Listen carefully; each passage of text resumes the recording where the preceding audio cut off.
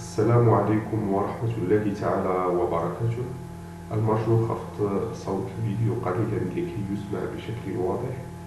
Notre vidéo d'aujourd'hui porte sur la correction de devoir numéro 3,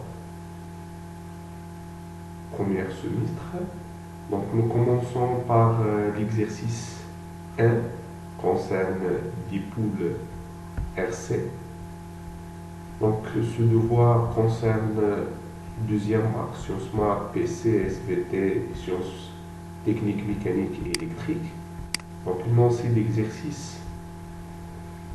Les condensateurs sont caractérisés par le fait d'emmagasiner de l'énergie électrique pour utiliser au cas de besoin. Donc cette propriété permet d'utiliser les condensateurs dans beaucoup d'appareils. On réalise le montage de la figure 1, formé d'un générateur idéal de courant, alimenté de circuit par le courant d'intensité I0 égale 1 mA, un condensateur de capacité C initialement déchargé, un conducteur ohmique de résistance grand R, un interrupteur K à deux positions 1 et 2. Donc la première partie, à l'instant t égale à 0, on bascule l'interrupteur à la position 1 et on suit la variation de tension UC en fonction de temps. D'accord? On obtient la figure, bien la courbe de la figure 2. Donc pour la première question, déterminer l'armature négative. Deuxième question, montrer que l'expression de tension au bornes de condensateur s'écrit UC égale E0 fois T sur C. La troisième question, vérifier que la capacité du condensateur égale 1,5 10 puissance moins 3 farad. Pour la deuxième partie, donc lorsque la tension au bornes de condensateur est égale à E, donc E c'est la force électromotrice du générateur, on bascule l'interrupteur à la position 2 et maintient la courbe de la figure 3. On considère que UC de T à l'instant T égale à 0 comme condition initiale, E égale 10 volts. Donc, premièrement, déterminer l'équation différentielle vérifiée par UC. Avec UC, c'est tension entre les bornes de condensateur. 2. Vérifier que UC de T égale E fois exponentielle moins T sur tau. Et la solution de l'équation différentielle qui est obtenue avant. Donc, troisième question. Par l'analyse dimensionnelle, montrer que tau a une dimension du temps. La question 4, déterminer la valeur de tau et déduire la valeur de la résistance grand R. Cinquième question, montrer que l'expression de l'intensité du courant I de T égale moins 0,03 fois exponentielle moins 2T. La dernière question, 6, déterminer à l'instant T', donc déterminer l'instant T' où 70% de l'énergie maximale stockée dans le condensateur est dissipée par l'effet Joule. Donc avant de passer à la correction, il faut stopper la vidéo ici et essayer de répondre sur les questions avant de voir la réponse. Donc on passe à la réponse. Donc ici on a le montage suivant qui est constitué d'un générateur de courant continu, donc E0, tel que E0 égale 1 mA. condensateur de capacité C, conducteur ohmique de la résistance grand R, et aussi l'interrupteur de deux positions 1 et 2. Donc, lorsqu'on met l'interrupteur à la position 1, on suit la variation de tension issue de T, d'accord, en fonction de temps, c'est la figure 2. Donc, pour la première question, déterminer l'armature négative. Donc ici, il y a le sens de courant.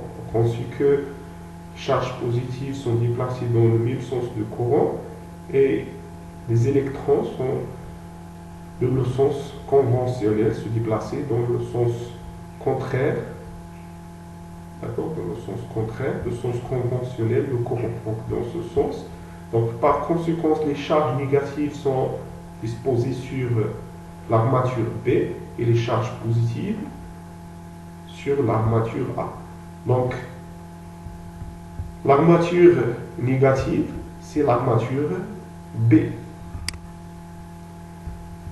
Pour la deuxième question, donc montrer que l'expression de tension entre les bornes de condensateur se crée sous la forme issue de T, issue égale E0 fois T sur C.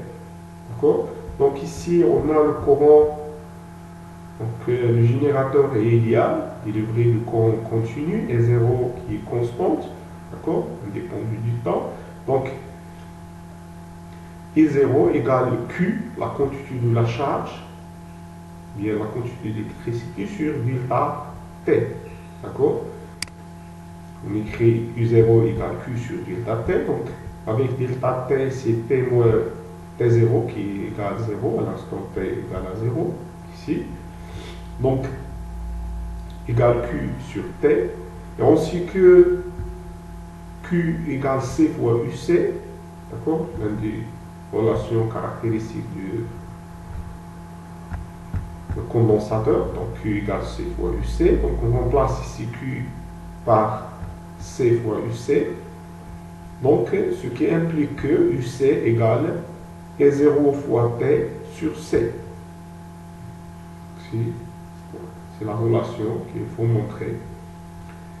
Donc, pour la troisième question, il faut vérifier que la capacité de condensateur égale 1,5 10 puissance moins 3 farad. Donc, d'après la figure 2, donc la courbe, donc UC de T est une fonction linéaire, d'accord? Une droite passe par l'origine. Donc, leur équation s'écrit sous la forme de UC égale A fois T, avec A sur le coefficient du recteur, ou bien la pente, donc tel que A égale delta UC sur delta T. Donc, nous pouvons calculer A, la pente, donc application numérique. Donc, par exemple, ici, c'est 2, 1, et l'autre point ici, c'est 0, 0. Donc, on trouve coefficient du recteur 0,66 volts par seconde. Donc, l'équation s'écrit sous la forme de UC de T égale 0,66 fois T. Donc, la relation 1.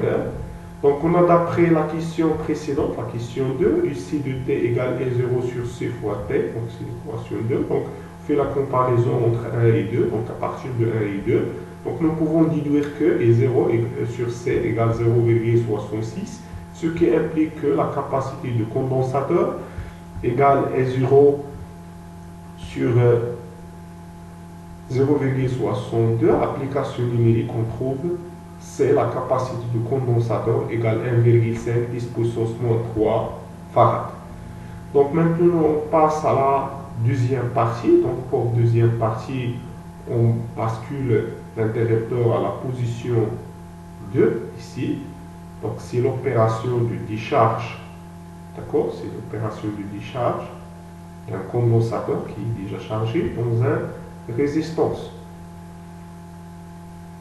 Ou bien des poules RC subies à l'échelon de tension descendant. Donc pour la première question, donc lorsque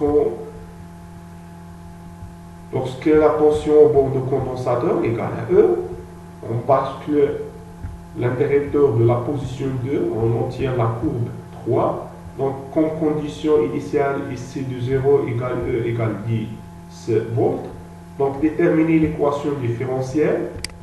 D'accord? Donc, on applique la loi d'additivité de tension, ici.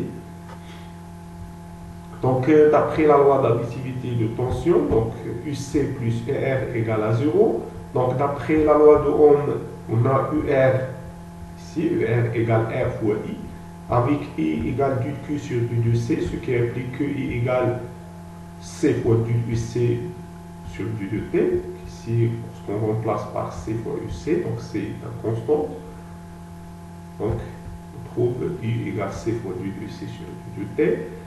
D'accord? On remplace ici, puis dans l'équation, on voit l'additivité de tension, on trouve UC égale R fois C fois du UC sur du 2T. On écrit du UC sur du 2T plus UC sur RC égale à 0, avec RC, c'est temps, constante de temps. C'est l'équation ici, on a trouvé l'équation différentielle qu'il faut montrer ou bien qu'il faut déterminer plutôt. Donc pour la deuxième question, vérifier que IC égale E fois exponentielle moins T sur temps et solution de l'équation différentielle. Donc il suffit de calculer ici la dérivée du IC sur du 2T et de remplacer dans l'équation différentielle. D'accord? Donc on a la solution, on fait la dérivée donc, du IC sur du 2T égale moins E, donc E est une constante, la dérivée d'exponentielle moins T sur temps, c'est E fois moins 1 sur temps fois exponentielle moins T sur temps. On remplace ici temps par RC, d'accord? Moins temps fois E sur RC fois exponentielle T. Et en remplaçant dans l'équation différentielle, donc on trouve moins E sur RC fois exponentielle T sur temps, plus E sur RC fois exponentielle moins T sur temps qui égale 0. Donc, par conséquent, issu de T, c'est une solution de l'équation différentielle. Donc, maintenant, pour la troisième question, donc par l'analyse dimensionnelle, montrer que temps a une dimension du temps, d'accord? Donc, on utilise l'équation dimensionnelle. Donc, d'après, on a temps égale R fois C, d'accord?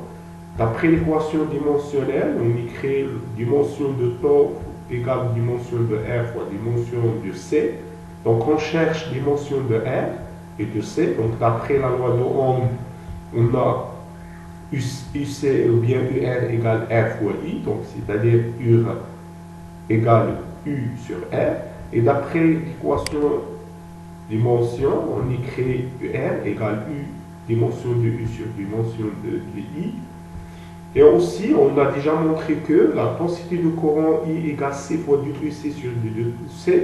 D'après l'équation dimensionnelle, on écrit dimension de U égale dimension de I égale dimension de C fois dimension de tension sur dimension de temps. Ce qui implique que dimension de C égale dimension de I fois dimension de temps, ici temps majuscule, sur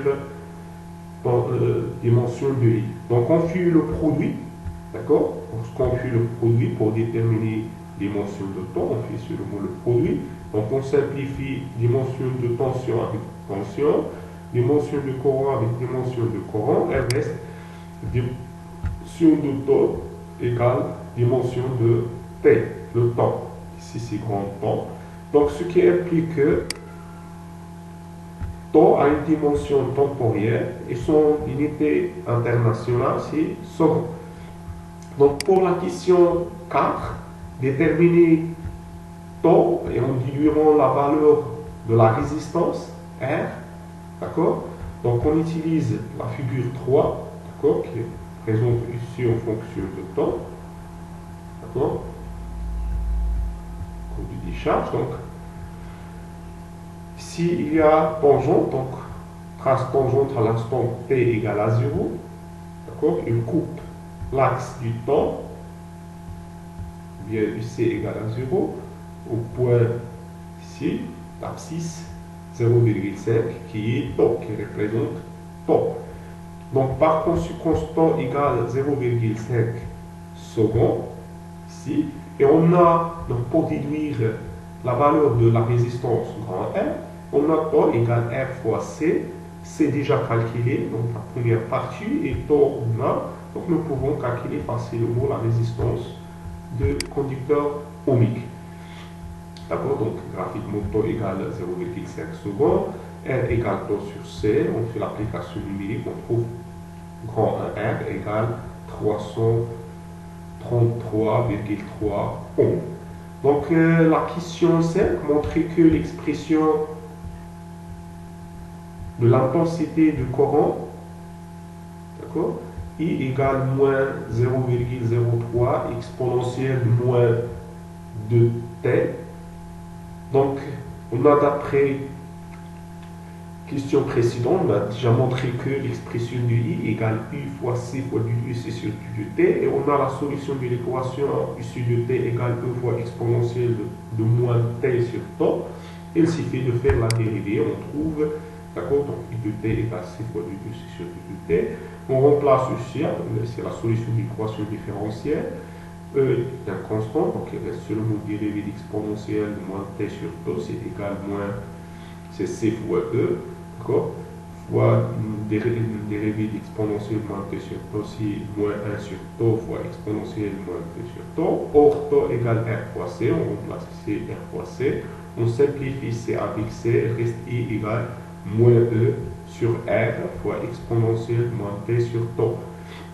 Application numérique, ici I de t égale moins 10 sur 333,3 fois exponentielle de t sur 0,5, taux égale 0,5, et on trouve que I de t égale moins 0,03 exponentielle moins 2t. La question 6 maintenant, donc déterminer, d'accord, donc pour la question 6, donc déterminer à l'instant T', d'accord, il faut calculer T', où 70% de l'énergie maximale stockée dans le condensateur est dissipée, d'accord, par l'effet de Joule.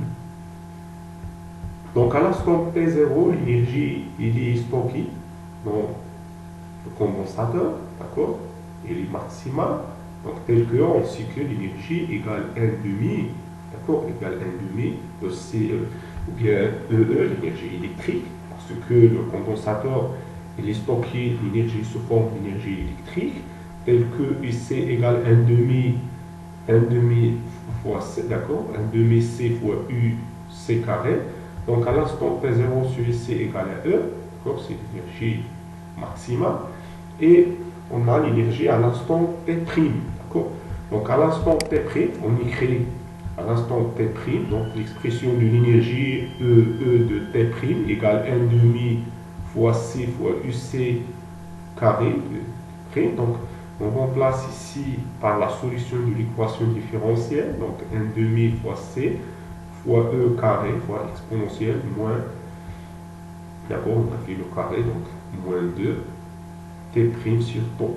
À l'instant T0, l'énergie électrique est maximale, égale 1,5 fois C fois UC 0 carré. Donc avec UC0 carré sur E, on remplace ici par E. Donc on fait le rapport de R sur 2.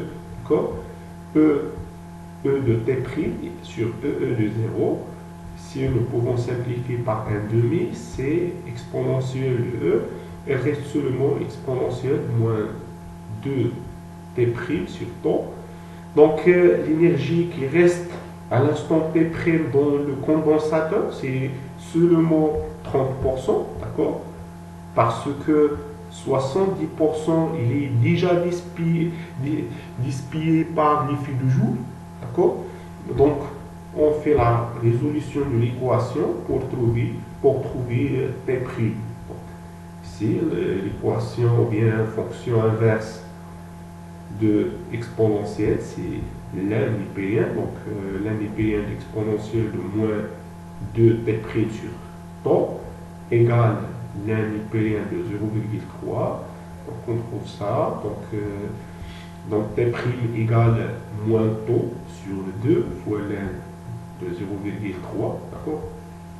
Donc portion c'est 0,3, c'est-à-dire 30 sur 100, c'est 0,3. On fait l'application numérique, on trouve T' égale 0,3 secondes, d'accord? C'est le temps nécessaire pour que 60% de l'énergie est dissipée, d'accord? Dissipée par les fijoules au niveau de la résistance R, dans les circuits ou bien dans les circuits RC, d'accord, au cours de décharge de condensateur. Donc c'est la fin de cette vidéo, j'espère qu'elle est très utile pour vous. N'oubliez pas de partager avec les amis et si vous avez des questions, n'hésitez pas de laisser des commentaires et à bon courage. Et au revoir pour la correction du deuxième exercice et aussi pour l'exercice de la chimie. Et très bonne journée.